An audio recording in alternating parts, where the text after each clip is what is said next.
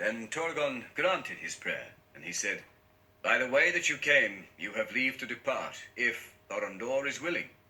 I grieve at this parting. Yet in a little while, as the Eldar account it, we may meet again." But Maeglin, the king's sister's son, who was mighty in Gondolin, grieved not at all at their going, though he begrudged them the favour of the king, for he had no love for any of the kindred of men. And he said to Húrin, "The king's grace is greater than you know, and the law is become less stern than aforetime, or else no choice would be given you but to abide here to your life's end." Then Húrin answered him, "The king's grace is great indeed, but if our word is not enough, then we will swear oaths to you." And the brothers swore never to reveal the counsels of Torgon, and to keep secret all that they had seen in his realm. Then they took their leave, and the eagles coming bore them away by night, and set them down in Dorlomin before the dawn. Their kinsfolk rejoiced to see them, for messengers from Brethil had reported that they were lost. But they would not declare even to their father where they had been, save that they were rescued in the wilderness by the eagles that brought them home. But Galdor said, "Did you then dwell a year in the wild? Or did the eagles house you in their eyries? But you found food and fine raiment, and returned as young princes, not as waifs of the wood." And Húrin answered, "Be content that we have returned, for only under an oath of silence was this permitted."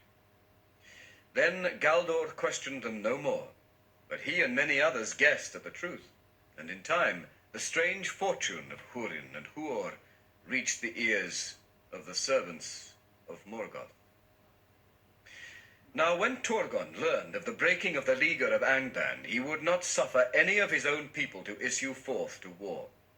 For he deemed that Gondolin was strong, and the time was not yet ripe for its revealing. But he believed also that the ending of the siege was the beginning of the downfall of the Noldor, unless aid should come. And he sent companies of the Gondolindrim in secret to the mouths of Sirion and the Isle of Balar. There they built ships, and set sail into the uttermost west upon Torgon's errand, seeking for Valinor, to ask for pardon and aid of the Valar. And they besought the birds of the sea to guide them. But the seas were wild and wide, and shadow and enchantment lay upon them, and Valinor was hidden. Therefore none of the messengers of Torgon came into the west, and many were lost, and few returned. But the doom of Gondolin drew nearer. Rumour came to Morgoth of these things, and he was unquiet amid his victories, and he desired greatly to learn tidings of Felagund and Torgon, for they had vanished out of knowledge, and yet were not dead, and he feared what they might yet accomplish against him. Of Nargothrond he knew indeed the name, but neither its place nor its strength, and of Gondolin he knew nothing, and the thought of Torgon troubled him the more. Therefore he sent forth ever more spies into Beleriand, but he recalled the main hosts of the orcs to Angband, for he perceived that he could not yet make a final and victorious battle until he had gathered new strength, and that he had not measured rightly the valor of the Noldor, nor the might in arms of the men that fought beside them. Great though his victory had been in the Bragolach, and in the years after, and grievous the harm that he had done to his enemies, his own loss had been no less. And though he held Dorthonion and the pass of Sirion, the Eldar, recovering from their first dismay, began now to regain what they had lost. Thus Beleriand in the south had a semblance of peace again for a few brief years, but the forges of Angband were full of labour. When 7 years had passed since the fourth battle, Morgoth renewed his assault, and he sent a great force against Hithlum. The attack on the passes of the shadowy mountains was bitter, and in the siege of Aethel Sirion, Galdor the Tall, lord of Dorlomin, was slain by an arrow. That fortress he held on behalf of Fingon, the High King, and in that same place his father Hador Lorindol died but a little time before. Húrin his son was then newly come to manhood, but he was great in strength both of mind and body, and he drove the orcs with heavy slaughter from Eredwethrin, and pursued them far across the sands of Angfauglith. But King Fingon was hard put to it to hold back the army of Angband that came down from the north, and battle was joined upon the very plains of Hithlum. There Fingon was outnumbered, but the ships of Círdan sailed in great strength up the firth of Drengist, and in the hour of need the elves of the Falas came upon the host of Morgoth from the west. Then the orcs broke and fled, and the Eldar had the victory, and their horsed archers pursued them even into the Iron Mountains. Thereafter, Húrin, son of Galdor, ruled the house of Hador in Dorlomin, and served Fingon. Húrin was of less stature than his fathers, or his son after him, but he was tireless and enduring in body, lithe and swift after the manner of his mother's kin, Hareth of the Haladim.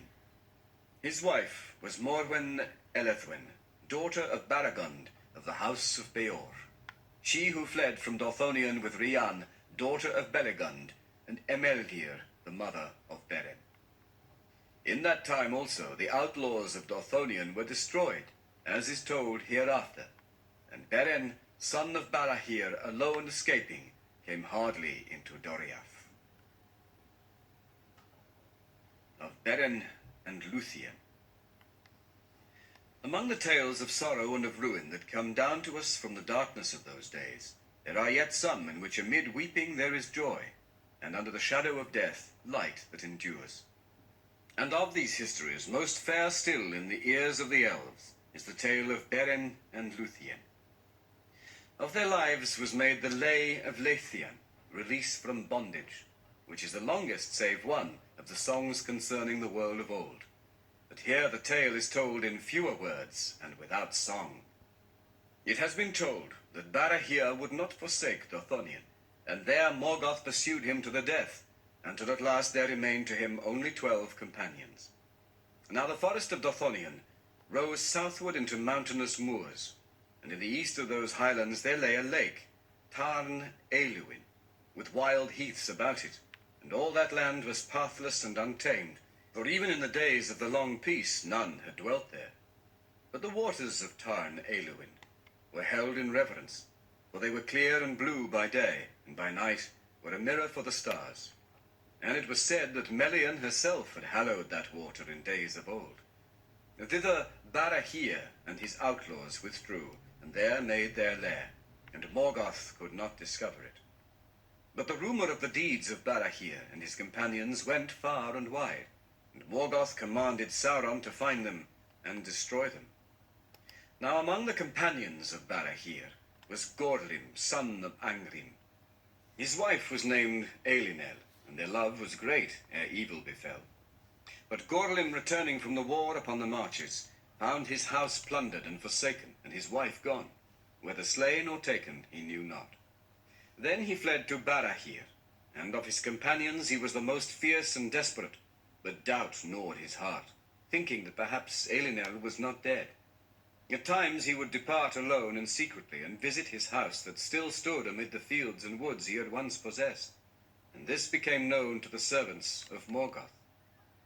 On a time of autumn he came in the dusk of evening, and drawing near, he saw, as he thought, a light at the window, and coming warily he looked within. There he saw Elinel, and her face was worn with grief and hunger, and it seemed to him that he heard her voice lamenting that he had forsaken her. But even as he cried aloud, the light was blown out in the wind, wolves howled, and on his shoulders he felt suddenly the heavy hands of Sauron's hunters. Thus Gorlim was ensnared, and taking him to their camp, they tormented him, seeking to learn the hidings of Barahir and all his ways. But nothing would Gorlim tell. Then they promised him that he should be released and restored to Elinel, if he would yield. And being at last worn with pain and yearning for his wife, he faltered. Then straightway they brought him into the dreadful presence of Sauron, and Sauron said, "I hear now thou wouldst barter with me. What is thy price?" And Gorlim answered that he should find Elinel again, and with her be set free. For he thought that Elinel also had been made captive. Then Sauron smiled, saying, "That is a small price for so great a treachery. So shall it surely be. Say on." Now Gorlim would have drawn back, but daunted by the eyes of Sauron, he told at last all that he would know. And then Sauron laughed, and he mocked Gorlim, and revealed to him that he had seen only a phantom devised by wizardry to entrap him, for Elinel was dead. "Nonetheless, I will grant thy prayer," said Sauron, "and thou shalt go to Elinel and be set free of my service." Then he put him cruelly to death. In this way, the hiding of Barahir was revealed, and Morgoth drew his net about it, and the orcs, coming in the still hours before dawn, surprised the men of Dorthonion, and slew them all, save one. For Beren, son of Barahir, had been sent by his father on a perilous errand to spy upon the ways of the enemy, and he was far afield when the lair was taken. But as he slept benighted in the forest, he dreamed that carrion birds sat thick as leaves upon bare trees beside a mere, and blood dripped from their beaks. Then Beren was aware in his dream of a form that came to him across the water, and it was a wraith of Gorlim. And it spoke to him, declaring his treachery and death, and bade him make haste to warn his father. Then Beren awoke, and sped through the night, and came back to the lair of the outlaws on the second morning. But as he drew near, the carrion birds rose from the ground, and sat in the alder trees beside Tarn Eilwyn, and croaked in mockery. There Beren buried his father's bones, and raised a cairn of boulders above him, and swore upon it an oath of vengeance. First, therefore, he pursued the orcs that had slain his father and his kinsmen, and he found their camp by night at Rivil's well above the fen of Serech. And because of his woodcraft, he came near to their fire unseen. There their captain made boast of his deeds, and he held up the hand of Barahir that he had cut off as a token for Sauron that their mission was fulfilled, and the ring of Felagund was on that hand. Then Beren sprang from behind a rock and slew the captain, and taking the hand and the ring, he escaped, being defended by fate, for the orcs were dismayed, and their arrows wild. Thereafter, for 4 years more, Beren wandered still upon Dorthonion,